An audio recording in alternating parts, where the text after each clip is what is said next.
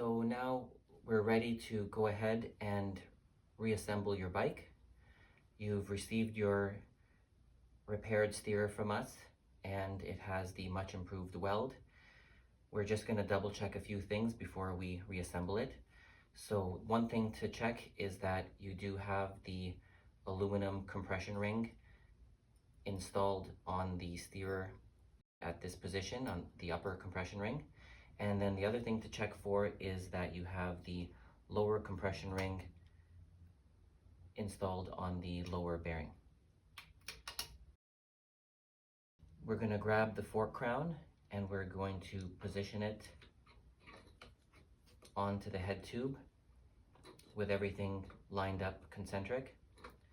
Then we're going to get the steerer and we're going to place it into the head tube and the fork crown.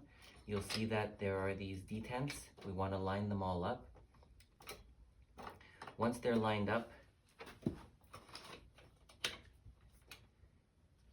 you're going to want to feel around at the bottom of the fork crown to make sure that it is as centered as possible with the head tube. And once you're feeling centered there, you can start applying pressure down, and with a little bit of wiggling, you'll see that it starts to go down and get seated. You don't have to get it completely seated. We're going to do that in the next step. The next thing we'll do is reinstall this screw, but we only want to screw it in a few turns.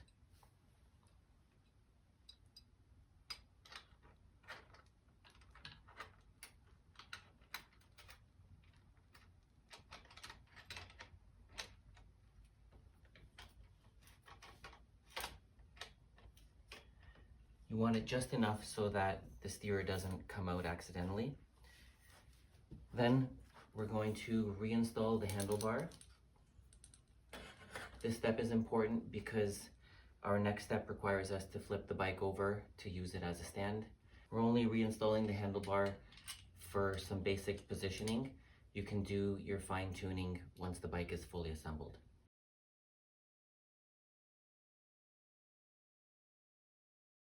So with the handlebar reinstalled, we're going to unfold the bike and then we're going to flip it over.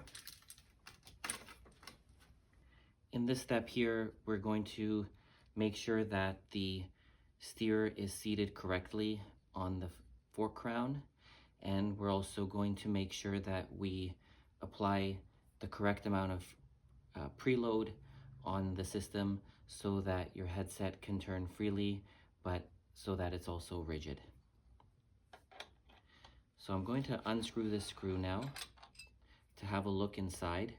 And what I'm going to want to see is, I want to see that this surface, this inside surface of the fork crown has the outside surface of the steerer insert pressed in on it.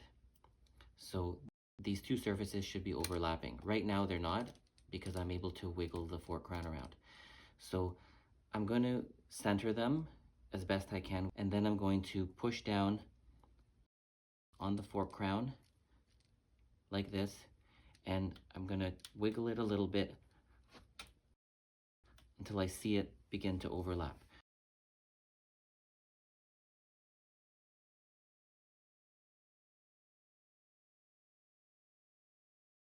I might have to put some force on it, so I'm going to get on top of it and try that again.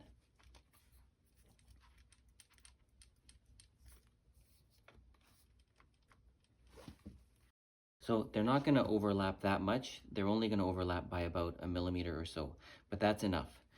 Now we're going to grab our large screw and we're going to thread it in.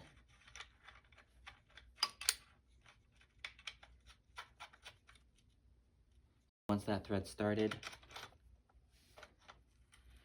we're going to continue with our hex key.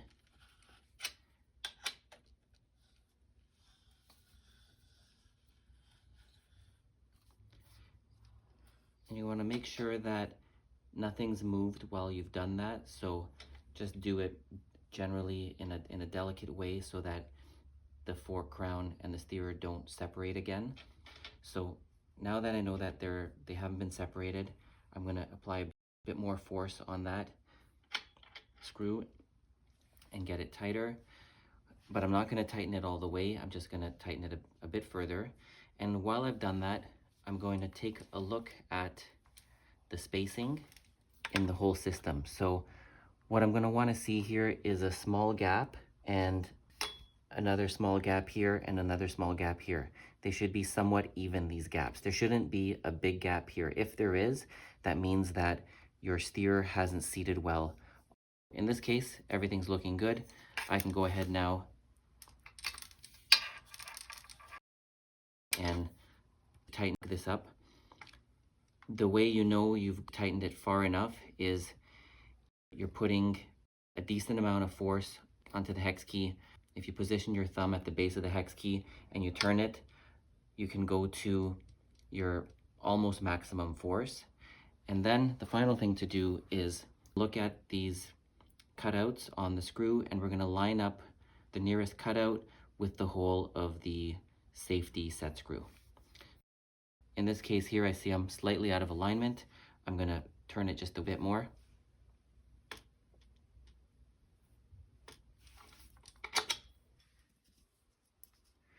And then I'm going to grab the safety screw and the 3mm hex key, and I'm going to screw that screw in. The screw prevents the larger screw from turning.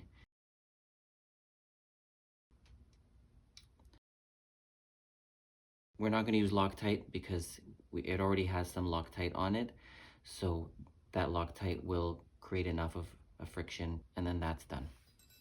So now we're going to go ahead and reinstall the fork. We're going to position the fork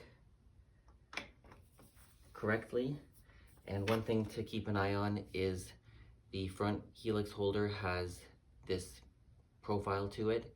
This profile matches the pocket that's in the fork crown. Just match them up and make sure they're seated nicely.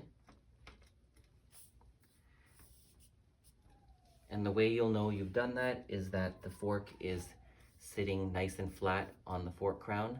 So once you've gotten to that position, you can go ahead and lock the fork.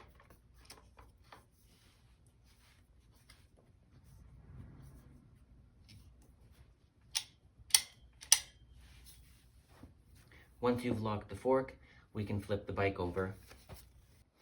So now we're going to go ahead and reinstall the breakaway nut. We're going to place the elastomer with the spacer onto the set screw first. Then we're going to put the washer on top, and then we'll hand tighten the aluminum nut onto the set screw. Once you've got everything positioned nicely, we'll tighten it all up. So we'll use our 3mm hex key and our 10mm wrench, and then we'll tighten the nut. Again, the hex key is not turning, it's just stationary, which is preventing the set screw from turning inside the Helix holder. And all we want to do is tighten that aluminum nut. You'll know when you've gotten it tight enough because the aluminum nut is going to give you a lot of resistance. It's going to essentially just stop. So now that that's done, we can go ahead and reinstall the front brake cable. The front brake cable installs the same way as we uninstalled it. One thing to keep an eye on though, however, is to make sure that below here at the front caliper, that the cable hasn't snuck out of the end cap. So I'm going to make sure that the cable is back inside that end cap, and also make sure that the end cap is in fact seated well in the barrel adjuster there. So make sure all of these are seated nicely here, and then we'll reinstall the cable. Pull back the lever and place the end into the brake lever, find the slot, and then align up the barrel adjuster slots, and then pull on the housing and it'll pop right in nicely. And then last thing you'll do is adjust your brakes to the feel that you like. So you can screw it in or out and then lock it in with the nut. And that's done. The last thing to do now is get your handlebars set up to the position that you prefer. What we'll do is we'll loosen it up a little bit. Since we didn't tighten it all the way last time, this should be pretty quick. And then we can get it centered. You'll see some marks from the installation, most likely. Once you have it centered, you can go ahead and screw in the screws. And that's it. Your bike is ready to ride again.